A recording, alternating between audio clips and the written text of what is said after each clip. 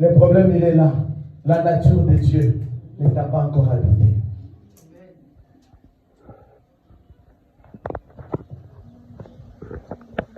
Où sont? Paul est en train de dire aux Colossiens, il dit, mais vous seriez déjà des maîtres depuis longtemps. Depuis que tu es soi-disant, je peux le remettre en cause aussi, enfant de Dieu, tu es né de nouveau. Il n'y a jamais de changement. C'est que tu n'es pas encore né de nouveau.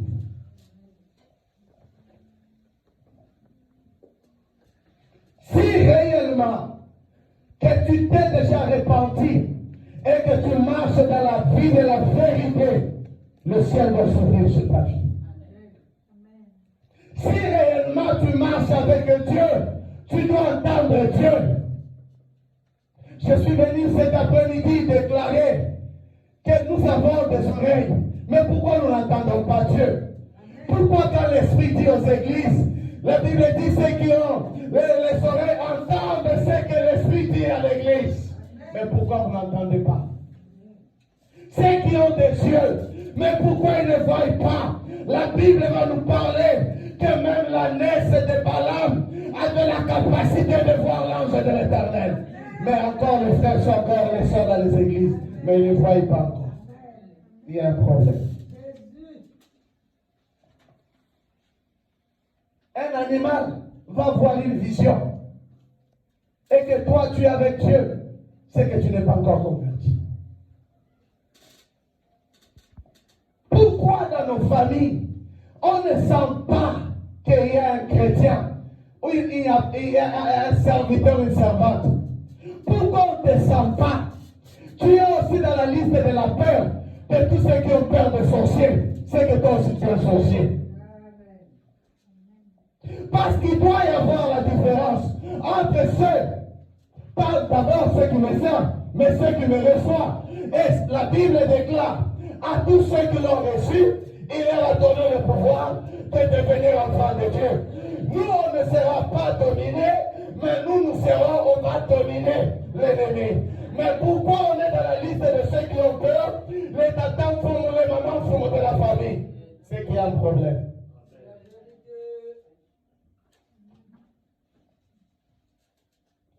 Regardez, tous les apôtres n'ont pas parlé de la sorcellerie. Dans chaque ville, ils partaient. Il leur avait donné, oh, j'aimerais dire à quelqu'un, la Bible dit qu'il accompagnait l'enseignement des apôtres par des signes miraculeux. Pierre Paul a rencontré par Jésus, mais par Jésus a été renversé parce qu'il a reçu l'autorité de Jésus. L'évangile que nous prêchons, ce n'est pas l'évangile de la femme, ce n'est pas l'évangile de la frère, ce n'est pas l'évangile de la mère, mais c'est l'évangile de la personne, de celui qui est mort à la croix et ressuscité, de celui qu'on a appelé Jésus-Christ de Nazareth. À tous ceux, vous lirez, vous pardonnerez, ils seront pardonnés. Ça, c'est l'évangile de Jésus. Quel évangile? Plusieurs années, je peux défier cette église. Je peux défier des anciens. On doit être en mesure d'évangéliser, de délivrer et de guérir. Parce que tu as déjà été établi. À tous ceux qui l'ont reçu, il a aussi à donner le pouvoir. Ou bien ton cœur est encore bloqué.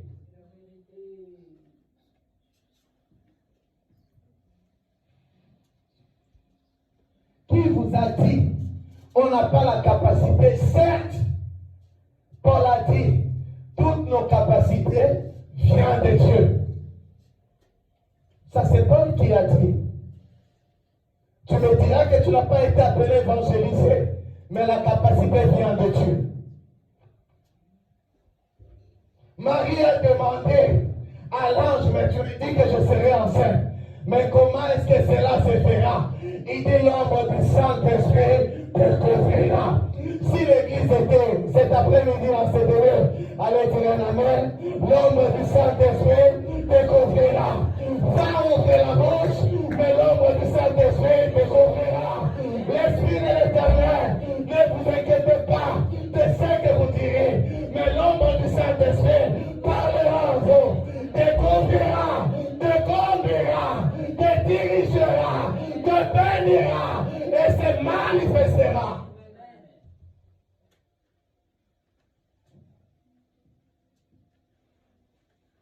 Tu n'es pas bloqué par un homme. Tu n'es pas bloqué par la France. Tu es bloqué par toi-même. Par le péché. C'est la nature. Quand on a la nature de Dieu, tu n'as pas besoin qu'on te dise va à l'église. L'esprit de cette nature t'excitera à aller dans l'assemblée des saints. Tu n'as pas besoin. Vous négligez l'œuvre de Dieu. Mais peut-être ta destinée a été destinée à réussir que dans l'œuvre de Dieu. Mais tu négliges déjà ta destinée. Il faut discerner. Tout est en train de capoter, les travaux sont en train de finir, les sociétés sont en train de fermer. Mais une entreprise où ça ne fermera jamais, c'est l'entreprise de l'évangile de Jésus-Christ. Ça ne connaîtra jamais de la faillite. Ça c'est vrai. Ah, vous réagissez maintenant, c'est la vérité. Que Dieu vous bénisse. Tout est en train. Tu crois que Dieu t'a fait que pour le manger, le boire. Tu crois que Dieu t'a fait pour le Facebook. Tu crois que Dieu t'a fait pour le TikTok. Tu crois que Dieu t'a fait exister pour te balader dans ce monde. Dieu t'a fait exister pour que tu portes la bonne nouvelle au monde entier. Mais pourquoi tu ne le fais pas? C'est le péché. On est occupé dans toute la semaine. Mais où sont les instants avec Dieu? Tout va passer. Les mariages vont passer. Tout ça va passer. Nos projets de travail, nos diplômes passeront. Nos ambitions resteront. Mais la parole de l'Éternel ne passera jamais. L'Église a aussi dit un amen cet après-midi. Que le ciel entende que ça veut dire un amen cet après-midi. Tout passera, mais la parole ne passera pas. Cette parole qu'on te prêche, c'est l'auteur, c'est Jésus de Nazareth. Je ne te parle pas au nom de l'homme, mais au nom de celui qui a créé le ciel et la terre. Au nom de celui qui t'a créé à son image et à sa ressemblance. Je suis en train de te parler que tu retournes sur le bon chemin de l'Éternel cet après-midi. Je suis en train de te parler parce que c'est une saison qui s'annonce devant toi. Lorsque tu entends la parole de l'Éternel, sache que quelque chose en train de se passer. Derrière chaque message de saison, il y a un esprit aussi qui se met en place pour agir aussi.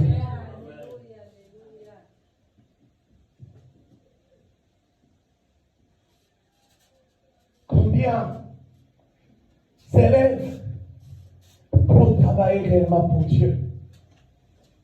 Vous savez l'objectif de Dieu?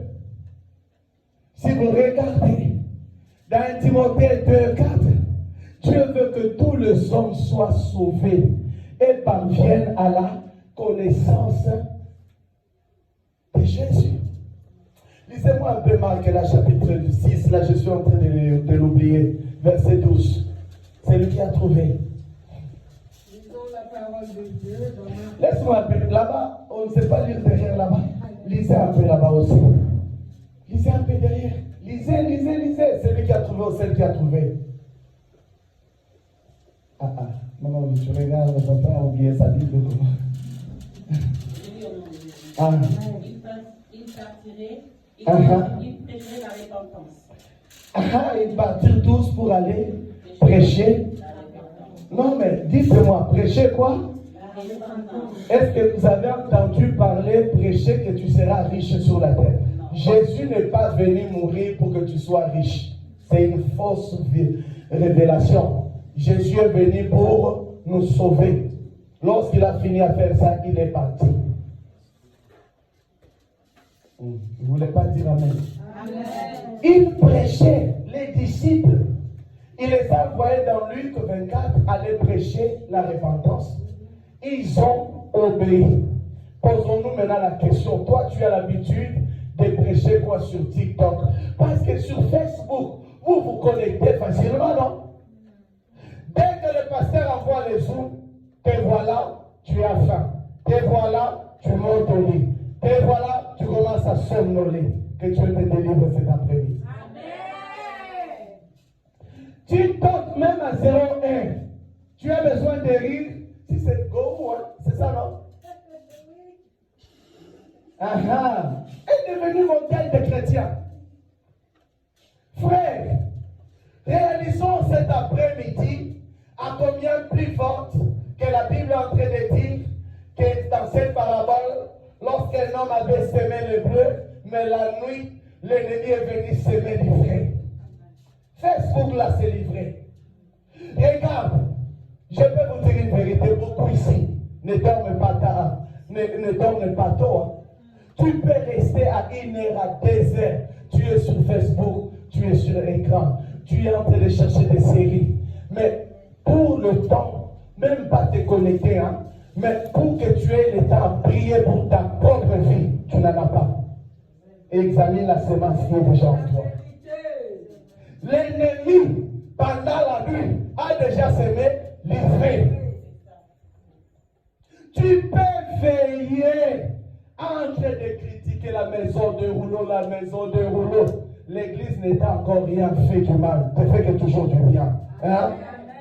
Mais quand on te dit viens veiller le vendredi, tu n'as pas le temps. Sache qu'il y a une semence de l'ivraie qui a déjà été semée.